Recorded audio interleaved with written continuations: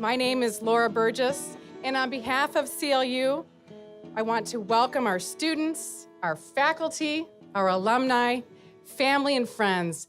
Thank you for being here today to celebrate our momentous occasion, celebrating our new graduate.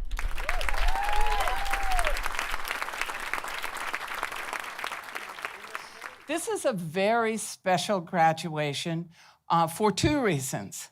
First of all, we have graduates from all three of our programs. Most of you know that the Master's in Ethical Leadership was our first program, so we've had some graduates in the MEL, as we fondly call it, program. But this is the first time that the MEL program, Ethical Leadership, Social Impact, and Interfaith Action all have students graduating. So we are delighted that all three programs now have representatives out in the community. The second reason why it is so important is this is our first graduation as an accredited university. Yay!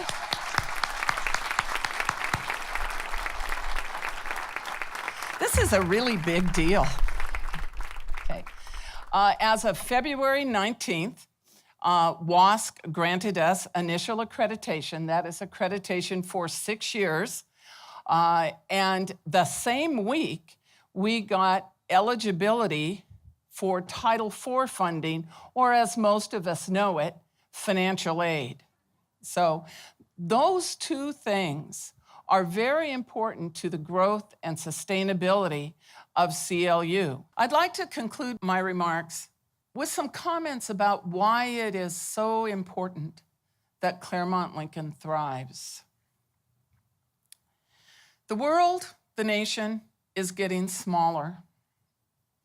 We communicate, we travel, we relocate readily, we engage in commerce. We meet people who are different from us.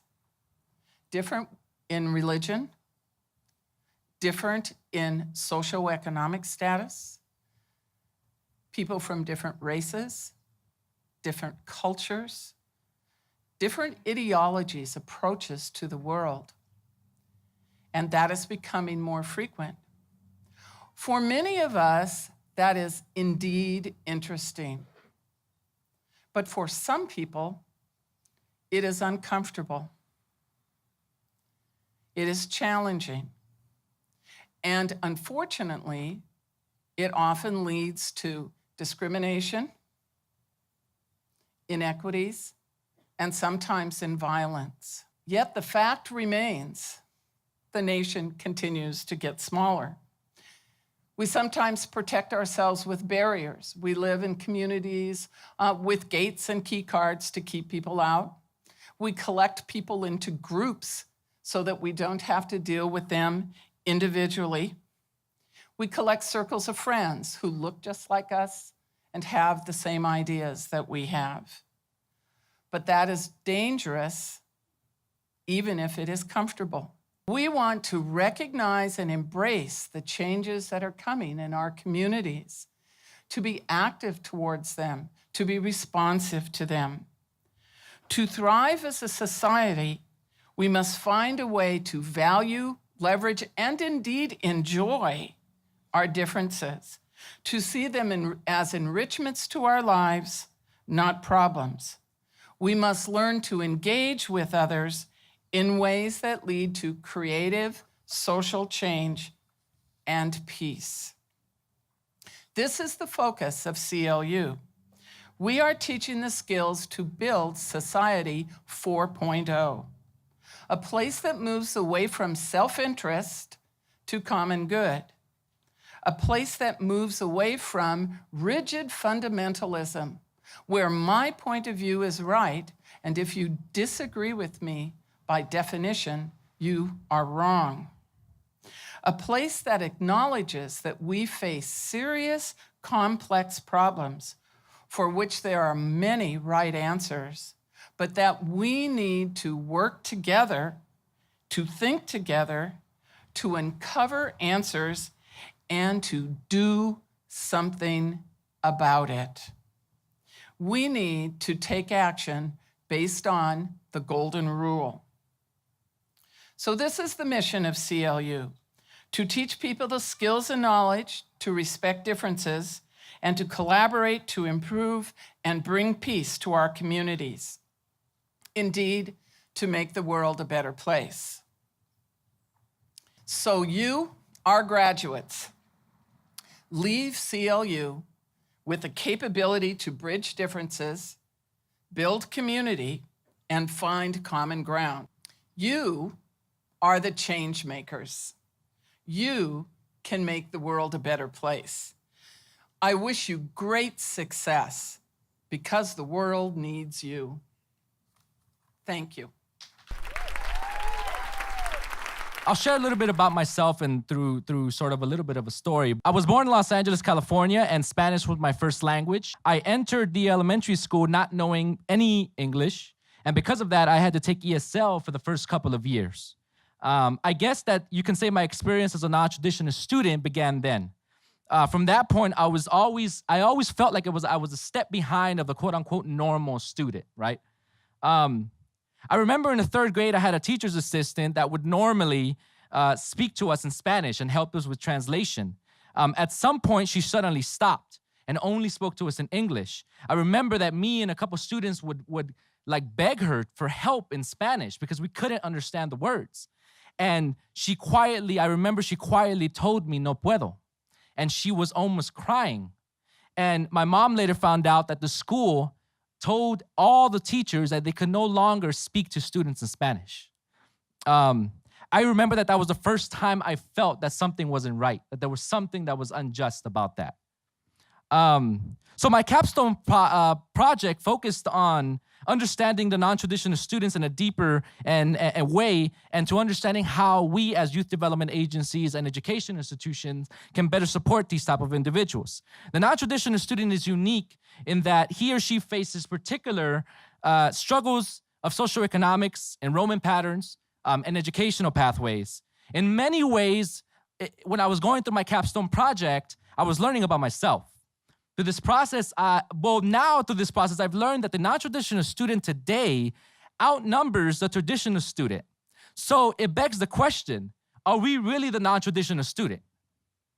Or maybe it's a time to just move away from using terms like non-traditional or versus traditional and just develop educational approaches that tap into the inherent characteristics and talents of individuals while at the same time respecting their cultures, beliefs, and experiences. Adequate and real education is a matter of justice. Claremont Lincoln University and the Social Impact Program was made for people like me. We don't necessarily fit into one-dimensional boxes, but rather fit into multi-dimensional and multi-layer universes of thoughts, of skills, of ambitions, of desires for self-discovery. So the program fit my identity as we would be called as this non-traditional student. Do we continue to use models and methods created by foundations and government that define success for our hoods and our communities? Or is it time that we look to our communities and our stakeholders and redefine what success means to us? And then that we demand that is the thing that gets funded and that is the thing that gets placed on government line items. Che Guevara said, "At the risk of seeming ridiculous, let me say that the true revolutionary is guided by great feelings of love." It is impossible to think of a genuine revolutionary as lacking this quality. So I say to you, to my fellow graduates, as you go deeper into rabbit holes and as you get to the root causes of social injustice, may your stand against social injustice and may your stand for social change be rooted on a greater feeling of love. Thank you. My name is Jessica Jones-Mize, and I'm honored to speak to you as a graduate of the Ethical Leadership Program. The Ethical Leadership Program has equipped me with new skill sets such as conflict resolution, design thinking, self-knowledge, guiding leadership theories and principles, answers, lots of questions, the art of dialogue and collaboration, but most importantly, the program has made me aware of what needs to be done, and it's fostered my courage to act. This leads me to my capstone. Change cannot start without a cape. We're kind of a family that likes superheroes. C for care, we must care. A for aware, we must be aware. P for persistent, E for educate. Care, aware, persist, and educate. Put on your cape. Use the issues you care about and help others become aware. Educate them, and finally, be courageously persistent. To make my speech more meaningful, I will draw from my military briefing skills and follow the 3 B's. And they are to be bold, to be brief, and to be gone. The Masters in Interfaith Action Program, what a tough and enjoyable 15 months we endured. We were asked to explore and interpret religion in relation to structures of power, privilege in the context of cultural, political, and economic histories. We were asked to research, collaborate, design, and implement high-impact strategies for social change. We were asked to analyze and integrate normative and popular categories of religion while developing a post-secular awareness. Over the past 15 months, of course, I was able to put these program learning outcomes into action. But the one thing that I cherished most while at CLU was the diversity of my classmates who were unconstrained by habit or tradition. Despite being from different faith communities, we collaborated and broke the proverbial academic bread for positive social change to not only change our communities, but ourselves. We were unencumbered by the invisible barriers that others say should divide us. We learned in this program that we are all American and all of our diversity, whether Christian, Muslim, Zoroastrian, or Jewish. We learned that our faith differences can't constrain us, contain us, or confine us from reaching across the inconsistent barriers that divide us. We were undeterred on how things are because we are being prepared by this university to seize how things ought to be. Gandhi said, you should be the change you want to see in the world. My brothers and sisters in faith, hope, and purpose, we are that change. We are that change.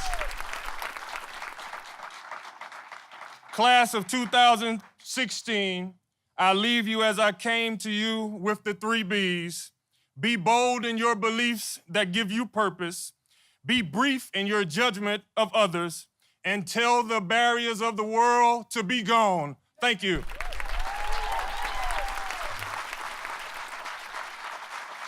It's my distinct honor and privilege to present our commencement speaker.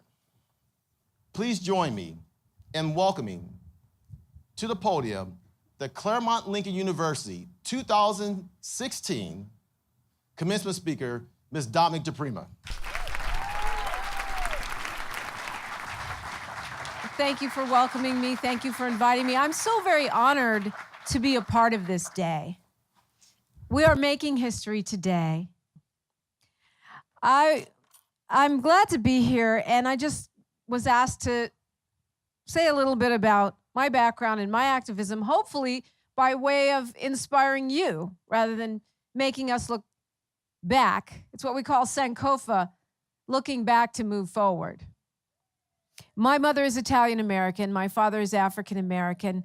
My mother remarried. My father remarried. I have brothers and sisters that range from as chocolate as Miles Davis to red hair, green eyes, and freckles, half Irish, half Italian.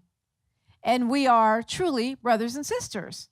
But what it did is it forced us to deal with what is race, what is culture, what is ethnicity, what is nationality, and not to live in a place of assumptions. When I moved here to Southern California, I had a bit of a rude awakening. I call this a city of exits because everybody sticks to their exit. If your exit is Little Armenia, then you hang out with Armenians. If your exit is South LA, well, most of your friends are probably African American or Latino. And I had never been in such a divided environment. Here in the city of exits, I was attacked for having friends of many different ethnicities. accused of having an agenda that was not in the best interest of my own community. All kinds of things that I didn't understand. But for me, it was an opportunity to deepen my commitment and my understanding. You know, we talk about tolerance. Can we get along? Do we like each other? Can we be in the same room? But to me, that's the dinosaur of concepts. I can put up with you is what it means. Is that where we want to be? I can put up with you? Then from there, after tolerance to me comes acceptance. I accept you. You be you, I'll be me. It's all good. The next step after that would be inclusion, right? Everybody is included. Our voices get to be heard. We're at the table. We have a vote and influence. We get to be respected. And hopefully that's at least where we are now, inclusion. There's one more step though, embrace. I can include you, I can let you in the room, I can even listen. Might have my fingers crossed behind my back. But there's another step, which is where I say, I embrace you. I embrace your viewpoint, even if I don't agree with it. I embrace your right to exist. I respect you. You're a human being. You were created by the Most High, the universe, however you want to look at it. We are literally connected on a subatomic level. Let us embrace. Now, I think most of us in this crowd probably waver between inclusion and embrace on any given day. When I'm on the freeway, I might slip back to tolerance. But it's a constant process, I believe, of holding ourselves accountable. You have knowledge, power, information that is exactly what is needed in this world today. It is like the medicine that is in short supply, right? So that's why I always say walk like you're chosen, and you graduates have been chosen. You've been chosen to come into a world where we have a plethora of information. We can all Google anything at any time or Yahoo it or whatever. It's not about just the information age, it's about the age of analysis. Who's going to figure it out? Who's going to follow the money? Who's going to have an analysis? Who's going to help us keep from being totally overwhelmed until all the information means absolutely nothing because we are so stressed out and overwhelmed that it all sounds like a loud buzzing sound? You are. Because you have discernment. You have critical thinking. You have an ethical basis and foundation. And that is what we need in leadership today. Vision keepers. That means, people always tell me I'm too optimistic, right? That must mean you're naive. I feel you. But it doesn't necessarily mean that. I can look at all the objective conditions and know all the hardships of the world, or people of African descent, or women, or, CLU graduates. I can know all of that and still be optimistic because I have a vision. Because I focus on what I want, not what I don't want. See, the news will focus 24 hours a day on what you don't want. And your pessimistic friends and neighbors, and that's fine. But the vision keepers are the ones that say, I know what I want, and I'm going to focus on what I want, regardless of the objective conditions. I'm going to dare to be optimistic. I'm going to dare to wear rose-colored glasses, and I don't care how cynical you are, I will not allow you to sway me. I will not be discouraged. Wearing rose-colored glasses, I'm not realistic. Being realistic is overrated. Was Dr. Martin Luther King realistic? Was Gandhi realistic? Was Cesar Chavez realistic? No, they weren't realistic. But they manifested what's to come. Vision keepers. Soldiers of love.